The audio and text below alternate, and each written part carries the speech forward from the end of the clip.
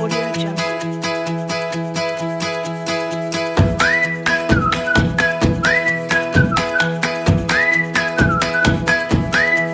Audio Jungle.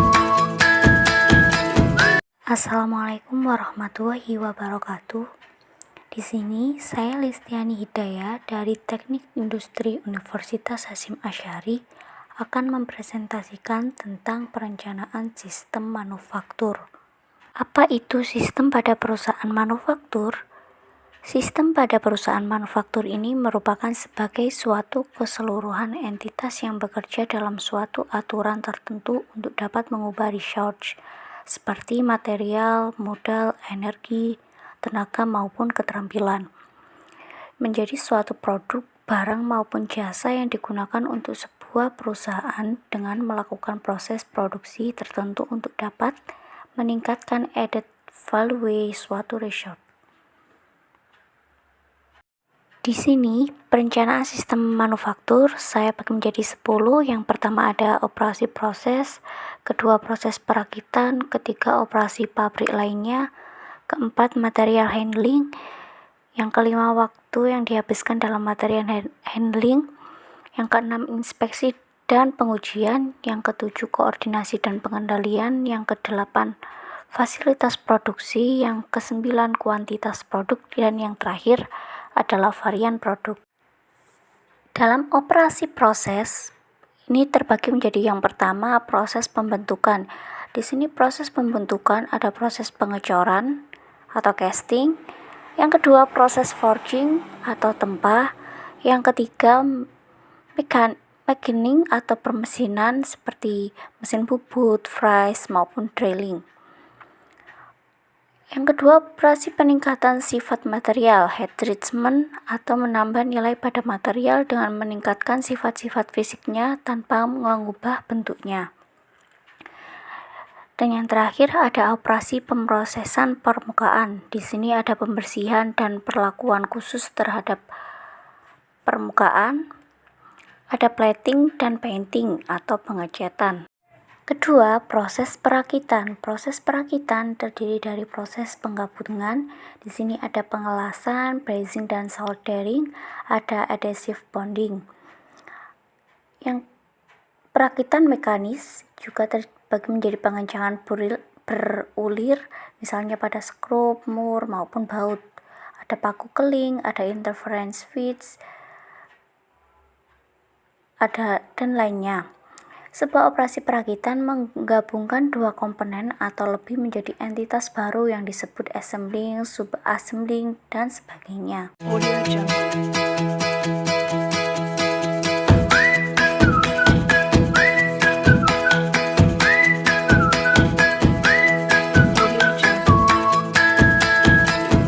Assalamualaikum warahmatullahi wabarakatuh. Di sini saya Listiani Hidayah dari Teknik Industri Universitas Hasyim Asy'ari akan mempresentasikan tentang perencanaan sistem manufaktur. Apa itu sistem pada perusahaan manufaktur? Sistem pada perusahaan manufaktur ini merupakan sebagai suatu keseluruhan entitas yang bekerja dalam suatu aturan tertentu untuk dapat mengubah resource seperti material, modal, energi, tenaga maupun keterampilan menjadi suatu produk, barang maupun jasa yang digunakan untuk sebuah perusahaan dengan melakukan proses produksi tertentu untuk dapat meningkatkan added value suatu resource. Di sini, perencanaan sistem manufaktur saya bagi menjadi 10. Yang pertama ada operasi proses, kedua proses perakitan, ketiga operasi pabrik lainnya, keempat material handling, yang kelima waktu yang dihabiskan dalam material handling, yang keenam inspeksi dan pengujian, yang ketujuh koordinasi dan pengendalian, yang kedelapan fasilitas produksi, yang kesembilan kuantitas produk, dan yang terakhir adalah varian produk. Dalam operasi proses, ini terbagi menjadi yang pertama proses pembentukan. Di sini proses pembentukan ada proses pengecoran atau casting, yang kedua proses forging atau tempah, yang ketiga machining atau permesinan seperti mesin bubut, fries, maupun drilling. Yang kedua, operasi peningkatan sifat material, heat treatment, atau menambah nilai pada material dengan meningkatkan sifat-sifat fisiknya tanpa mengubah bentuknya. Dan yang terakhir ada operasi pemrosesan permukaan. Di sini ada pembersihan dan perlakuan khusus terhadap permukaan, ada plating dan painting atau pengecatan. Kedua, proses perakitan. Proses perakitan terdiri dari proses penggabungan. Di sini ada pengelasan, brazing dan soldering, ada adhesive bonding. Yang perakitan mekanis juga terbagi menjadi pengencangan berulir, misalnya pada skrup, mur maupun baut. Ada paku keling, ada interference feeds, ada dan lainnya. Sebuah operasi perakitan menggabungkan dua komponen atau lebih menjadi entitas baru yang disebut assembling, subassembling, dan sebagainya. Jika ada operasi pabrik lainnya. Operasi lainnya dilakukan untuk memastikan proses yang dijalankan sebelumnya untuk memenuhi standar kualitas tertentu, terdapat sinkronisasi antara peralatan dan ritme proses, terjaga dengan ketersediaan beserta dengan kemampuan pemindahan bahan baku, seperti pada material handling dan penyimpanan, inspeksi dan pengujian, koordinasi dan pengendalian. Yang keempat ada material handling, yaitu peralatan yang dipergunakan untuk memindahkan dan menyimpan material antara proses ataupun operasi perakitan. Pemindahan material ini ada pada kendaraan, misalnya forklift, AGF, monorail, conveyor, hoist, dan cranes. Ada sistem penyimpanan, ada unitizing equipment atau peralatan untuk pengelompokan ukuran unit, atau automatic identification and data capture, yaitu seperti barcode, RFID, peralatan AIDS lainnya. Selanjutnya ada waktu yang dihabiskan dalam material handling. Di sini ada time on mesin atau waktu dalam pemesinan, ada moving and waiting, di sini waktu dari perpindahan dan waktu tunggunya, time in factory, waktu dalam pabriknya, ada cutting, pemotongan, waktu loadingnya, waktu peletakannya. Di sini sudah tertera dari beberapa persennya. Dan di sini ada 6, yaitu inspeksi dan pengujian. Di sini inspeksi itu merupakan pemeriksaan terhadap produk dan komponennya untuk menentukan apakah sesuai dengan spesifikasi maupun rancangan yang dikehendaki oleh pabrik tersebut atau industri tersebut. Jadi di sini ada inspeksi variabel pengukuran, dan untuk inspeksi atributnya ini termasuk dalam pengamatan. Dan untuk pengujian yaitu pengamatan terhadap produk atau part material subassembling dalam operasi yang sedang berjalan atau dalam kondisi yang mungkin muncul selama operasi.